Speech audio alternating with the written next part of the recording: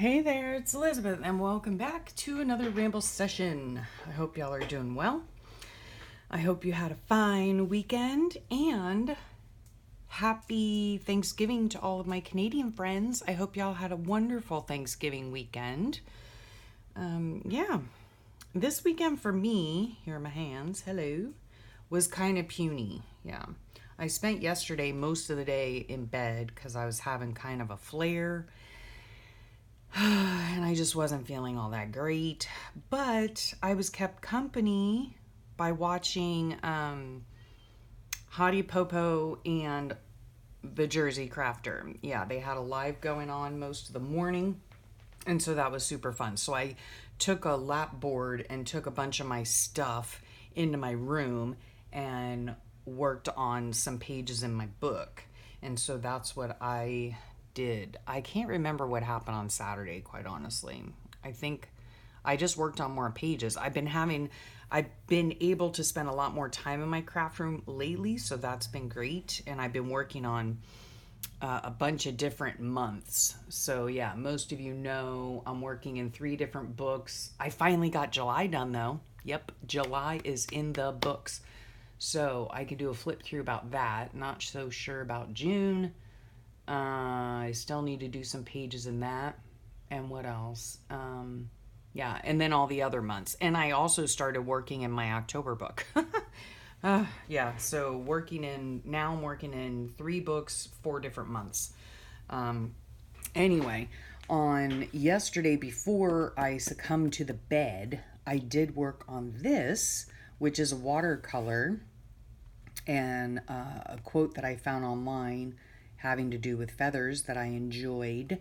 So I used a tutorial by Emma Lefevre, and I'll leave her link below. A tutorial on feathers. Mine doesn't look exactly like hers, but I love the way it came out, and I'd like to do a lot more. And then just did, the lettering. Excuse me, there's Fred. This is quite popular lettering these days, where you take a fatter marker or a thicker marker and you write out the word, and then you see like a ballpoint pen or whatever, and you write it in cursive right over the top of it. I really like the way that it looks. And then excuse me again, this right here was what Bob Ross would call a happy accident.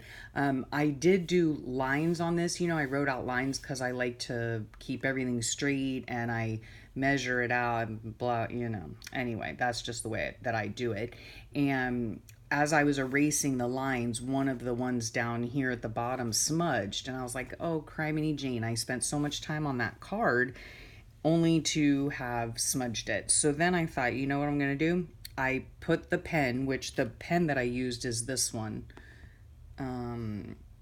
It's an INC from the Dollar Tree. It's a 2-pack for $1, and it's a black roller ball, and it's 0.7, and I really enjoy this pen. So what I did was I took it and I dotted each of the ends of these, then took my eraser and went down the sides so that I smudged all of them. And I think that it then went right along with the quote, which says, she took the leap and built her wings on the way down. So as she was going down, oh, I know I'm weird. Anyway, I like the way it turned out. And I did use it in my book. And what I usually do with these is, this is the original. And this is just cardstock. It warped just a little bit because I used a lot more paint on it. I have watercolor paper, but I have loads and loads of cutoffs of just cardstock, right? And this is thick cardstock. And yeah, I need to use it up. So what better way than to just practice some watercolor on it? Yeah, so then I take these and I don't use the original in my book. I photocopy it. And also what I did was, you remember these from last week that I had done. Some of these, this is the photocopy of it. I, of course, cut one of them off because I used it. And what I did with these as well is I put them on as a PDF freebie on Recreations by Brooks Facebook group and Selena's Facebook group, which is Amore Fabrique. And then when somebody saw them on the journaling group that I belong to, which is Decorative Journaling Facebook group, which I'll leave all the links below, you know me. And so one of the admins on there had seen it and she was like, oh, I'd love to have a copy of it. So I, of course, obliged because I think sharing is caring, and I do not mind at all. If somebody, wants a copy of it, then, I put it as a freebie on those sites if it's allowed, if they allow me to. Sorry, I've got the sniffles, I've got allergies, whatever. So yeah, these are all the originals, and then I just take them and scan them into my computer, and that way I can use them. I can print them out and send them in Happy Mail if I want to. It's just, yeah, I scan everything. Haven't scanned this yet. I think I'm gonna make a few more of these. So anyhow, yeah. So I do put them up on those sites, and I wanted to mention too, I used the Arteza set, the 36 watercolor set. Yeah. I wonder why this isn't closing right. I finally took off that silly little thing right here, so maybe that's why it's not closing right. I don't know, but it's fine, I guess. Whatever. Anyhow, I use these, love them, and I've had a lot of fun playing with them. And then the lettering I did was with the Twi markers, the Arteza Twi markers. I'll leave all the links below. Arteza does have really great products, I think, in my opinion, although my opinion consists of the Twi markers and the watercolors.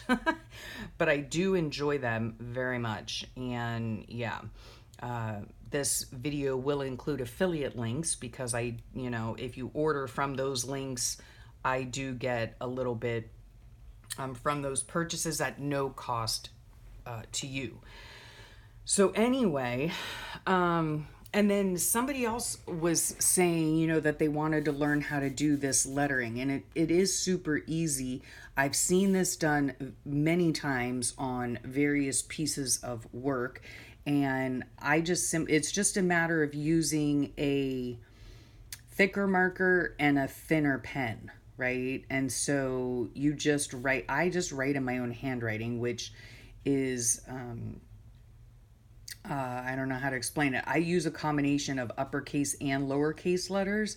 That's just the way I write. That's just my print. And so that's how I write it out. The key though for me and I guess this type of writing is that all of your letters are the same height, right? And then once that dries, then you just take any old thinner pen and you write it in cursive right across the center of it.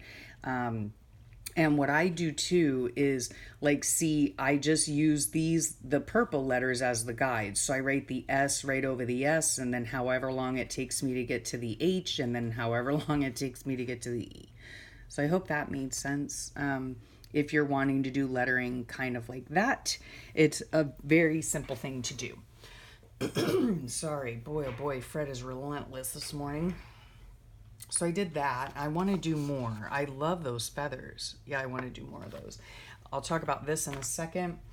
One way I use them, let me see, the one way I used that card was in this is my September book. So I worked on this page in bed yesterday. This is my son's condo. So here's the photocopy of it, right? And then I just did my journaling on the back. So I make it into a journaling card, and it was just all about feathers that day.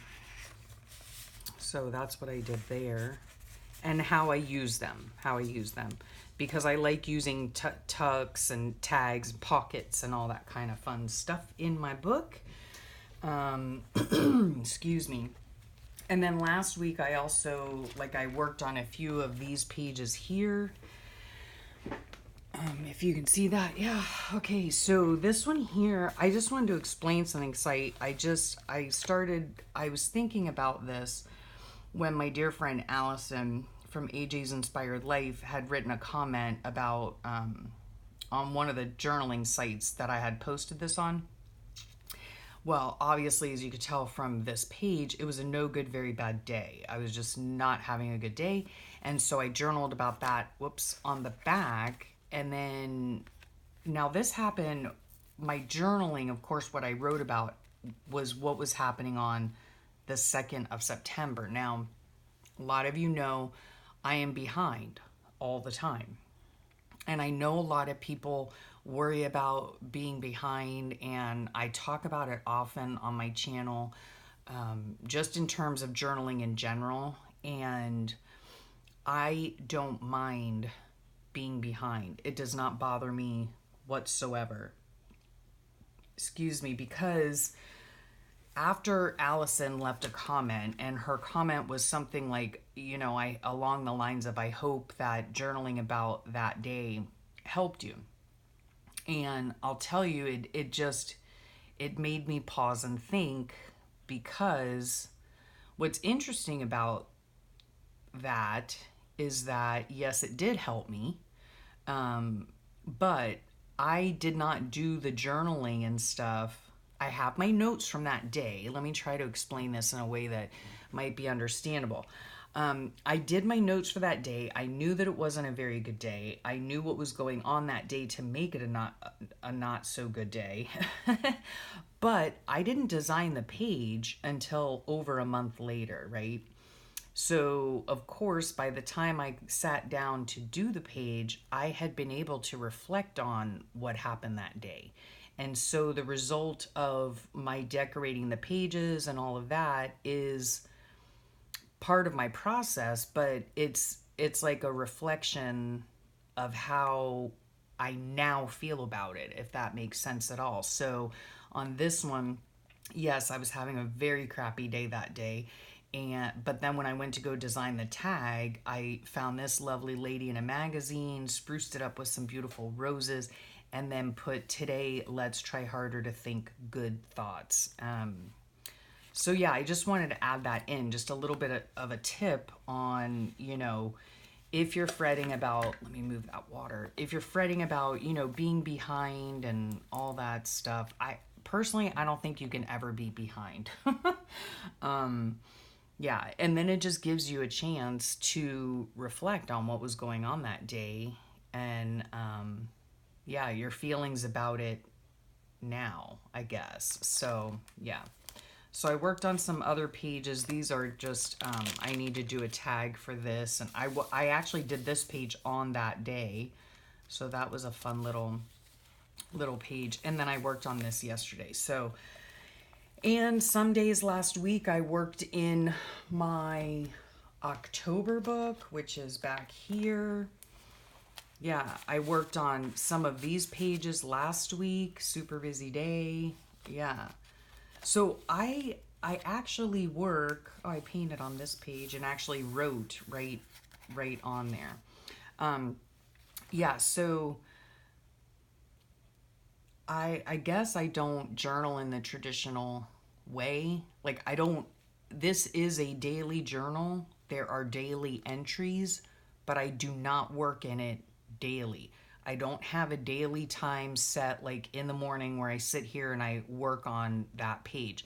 I used to do that back when, kids were at school or work and my husband was at work and all of that. I did have some semblance of a schedule where I'd sit out here in the morning and I would just work on the previous day's page. And so I wasn't really ever behind. But now that my life has changed quite a bit this year, and so I don't have time to come in here and sit. But then when the mood strikes, then I am able to come in here and just check out a bunch of different pages. So my husband's walking through the room. Okay, so I worked on that. And let's see. Oh, I was going to show you this as well. So this, if you remember from, oh my gosh, I started this last year and I have not finished it yet. This is my, what's it called? It's a daisy granny is what it's called. And I learned the pattern from Krista on the Secret Yarneries, so I'll leave her link below. And I'm making a bazillion and one of these squares They're about 7 3/4 by 7 3/4, and it's for a bedspread, a king size bedspread with drapage. With, it's gonna drape over the side of the bed. Yeah, so I've been working on this little by little, and I think I have four. No, let me think. I have one, two. I have two more sets to go, and I think my sets are they're 12 across, like a row of 12 across, and then I think they're 10 rows up. So yeah, it's gonna take me a while, but it'll all get done, and so that'll work out well. And I think, yeah, my husband needs to run some errands today, go to the grocery store, and yeah, we might go to Michael's to pick up, see if they have some more of that, whatchamacallit yarn. What's it called? The blanket yarn that I made my son's throw out of. Did I show you that yet? This is the second time I'm filming this. Ugh. So let me just take a quick gander here. I think, yeah, on this page here, I had finished his throw, and I showed you a couple weeks ago. This is the entire throw, and then here's a close-up of it, and it's called Lark's Foot. It's a really fun pattern, and I'll put the tutorial that I learned from to make that on here as well, because it is a really fun, quick pattern, to make. And so my husband really liked my son's throw, and my husband's not a fan of crochet. So yeah, he was like, it's so soft and so cozy. And, I guess he's not a fan of this type of yarn, the regular, I think this is loops and threads, but it has that, whatever stuff that's on it, the sizing until you get it washed and it's soft and all that. And oh my goodness. And then last week too, I was talking about making a throw for my husband because he liked my son's throw so much. And so then I had washed my daughter's throw that I had made her, and I was looking at the throw, and it's like all just pilled, and oh my goodness, it's really super soft, and it's still lovely, and she still enjoys it, but it's like ruined, and so I was so mad, and I told my husband, I said, I'm gonna just contact the company because this is ridiculous. Yarn should not do this, right? So then I was trying to find the strip that goes on the yarn, and so stupid me, yes, I found the strip, and I was like ready to I took pictures, and I'm like, I'm gonna send this to them and show them what happened, when I washed it. Well, as soon as I put the strip on to take the picture, I noticed that it said hand wash, line dry. Are you kidding me right now? Yeah. So it looks like I'll be, looking for yarn to make a new throw for my daughter too, since I ruined her last one, because it's only been washed like twice, but I washed it in the washing machine and dried it in the dryer because that's what I do.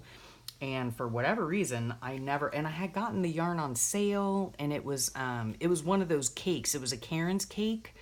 Yeah, won't ever be buying those again because I don't do hand wash, okay? I don't iron, I don't hand wash, I don't line dry, I don't do any of that stuff. Ain't nobody got time for that. So, yeah. Oh gosh, what a nightmare. So, anywho, yeah, I've got to go get ready now. I went walking this morning, called my grandmother this morning, and so now I'm off to the shower to get freshened up so that we can go run errands. I did move a little bit of my stuff into my son's room. That is just going to be a super long process because I've got a lot to move, and but I did move all of my journals into his room. I have like almost 30 journals over the past 5 years, so I put all those on a shelf in his room. So, but I've got so much more stuff in here that I have to go through. It's just frightening. So I'll be doing that at some point whenever I feel like it. Yeah. Other than that, I guess that's it for today, and I hope y'all have a great rest of your day and a wonderful week, and I thank you for sharing your time with me, and I'll talk at y'all real soon. Bye.